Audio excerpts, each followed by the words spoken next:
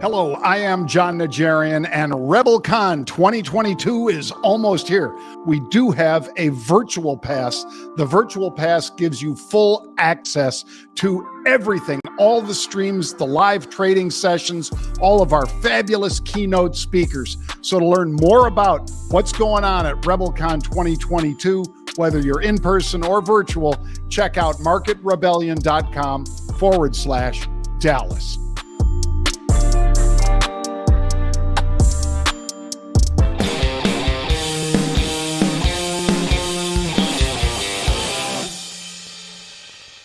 Good morning. I'm Pete Najarian. This is The Take. As we continue through the week and you go back to yesterday, well, we got through hump day, but the markets just can't seem to hold on to a rally. We seem to have some mornings where we look like things are starting with an encouraging start, up triple digits on the Dow and so forth, and we just don't have any follow through. As a matter of fact, yesterday was exactly the way that pulled out. We were looking at the NASDAQ and the Dow, both up about 100 points in the pre-market. But as we got a little bit further into the day and as we got closer towards that closing bell, we just continued that sell-off down about 1%, call it, for the Dow, down about 280 points.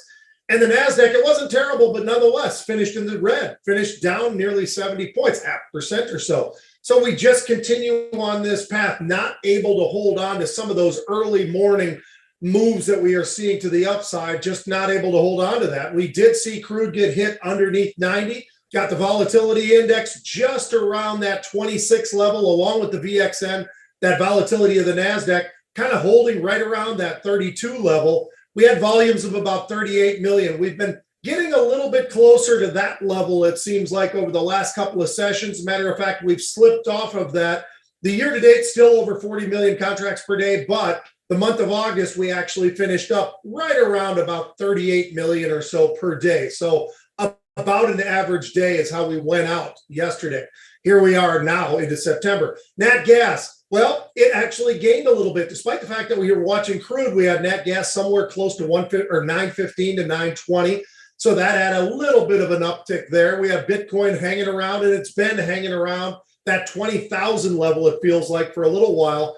But it's much more about what's going on with the 2-year and the 10-year. And you take a look at that and you see that 2-year at nearly 3.5 yesterday. And then you look over at the 10-year right underneath 3.2. That tells you a lot about what the sense is that we've been talking about for a very long time. This goes back months and months now, where we were talking about the markets. Where do they like to see some of the various areas, particularly that 10-year? Over 3 seems to be a lot of sellers in the market. Underneath 3, we start to see some of those buyers come back. That has been playing out almost to perfection, that strategy, now for over the last month or so, especially with this move towards 3, up and over 3, and then continuing that rise to the upside. Every single sector yesterday did close in the red. What were some of the worst? Well, materials were down a little over 1%. You got names like U.S. Steel, obviously Alcoa once again leading the charge. You've also got Cliffs and you've got Nucor all pulling on those materials. And then you go over to the communications or the consumer, discretion. That's where you see Amazon and Tesla represented there. That sector down about 1% as well yesterday, along with technology, Apple, Google, CrowdStrike, Salesforce, all in negative territory. Then you look at over at energy with that pull from crude. Despite the fact that nat gas did make a little bit of a move to the upside, not a whole heck of a lot, but that move in crude certainly influencing Occidental and Devon and Pioneer and some of those names. And the financials kind of been hanging in there a little bit, quite honestly, but down nearly 1% yesterday. It was Schwab, it was Citi, it was Bank of America, as Wells Fargo. There were many others, but there are some positives yesterday as well. We had names like Meta moving to the upside. Las Vegas Sands, as the Chinese, they've had these lockdowns, but as the Chinese do get a little bit closer and opening up and that type of thing, we are seeing certain names that do pop up. Some of those Chinese names, by the way, absolutely making that solid move. We talked about KWeb just the other day, and we've seen a lot of option paper there, but PDD, Baidu, JD, and look at NetEase, all of those in positive territory. We didn't have everything there, of course. We have names like PVH. You had HP Inc. getting hit to the downside. Mosaic, again, after a lot of days of moving to the upside, it's just continuing to get hit back again to the downside now, along with the Best Buy seems like certain retail names definitely getting hit a little bit as well. Ralph Lauren being one of those names. Semiconductors. Take a look at what's going on. We've been talking about it for a little while now, but NVIDIA, AMD, starting to get a little bit scary out on the punishment that they have been taking of late. A lot of people asking me on social media and other different sources about names specifically. NVIDIA seems to be the most popular, but it has been dropping. That means that implied volatility has been there, been selling calls against long positions has been a pretty solid strategy of late, and it continues to be as the stock has been making a little bit of that move to the down, to the upside, or to the downside rather. Now, today, we didn't start in positive territory. We just skipped that whole thing. And in the pre-market, we were down about 160 points on the Dow, about 100 points on the NASDAQ. NASDAQ just been fluctuating right around there, somewhere between down 100, down 130. And the Dow, sort of the same idea. We've been down close to 200 points. We actually have recovered a little bit, but still down about 155, 160 points last I looked before coming on. You look at crude, hit again, down another couple of percent, trading a lot closer to 87. You look over at nat gas, a little bit of a tick to the upside, but still holding, not a big move, by the way, but holding into positive territory, at least early on right now. Bitcoin still around 20, but you look at that 2-year and the 10-year, now they have ticked up to those levels. The 2-year at 3.5, you look over at the 10-year, 3.25. Those moves definitely influencing the markets and that selling pressure that we were talking about. VXN, yeah, that's holding right around that 32 level. Wouldn't be surprised to see that start to move to the upside even a little bit more. And you look over at the volatility index itself, a lot closer towards 27. What are some of the areas that are getting hit today? Well, early on, it was materials, technology, energy, consumer discretion, industrials were the ones that really did stand out. They've fallen a little bit further in some cases. We're looking at names like in the material space, down about closer towards 2%. Energy is down about 2%. Consumer discretion did pull back a little bit and started a little bit of a move to the upside. It was down further. That's gotten a little bit more improved along with industrials, but certainly the direction has been to the downside. Hormel, one of those influencers. They missed on earnings. They beat on revenue. That stock was down about 4%. Okta is really the name that really does stand out today. I've seen it down as much as 27%. As last I looked, it was down about 26%.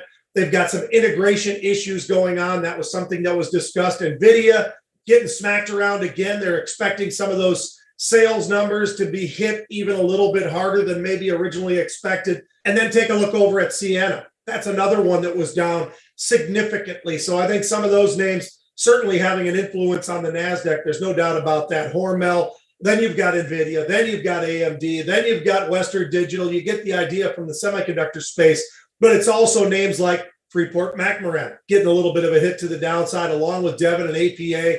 You can also look over at some of those cruise ships and some of those in the casino space. I look at names like CCL, Carnival Cruise. I look also at Caesars getting hit a little bit. We talked about Okta, but you can add into that Datadog as well. There is some strength. There's one area where we are seeing some strength, at least early on. Snap, Meta, and Google.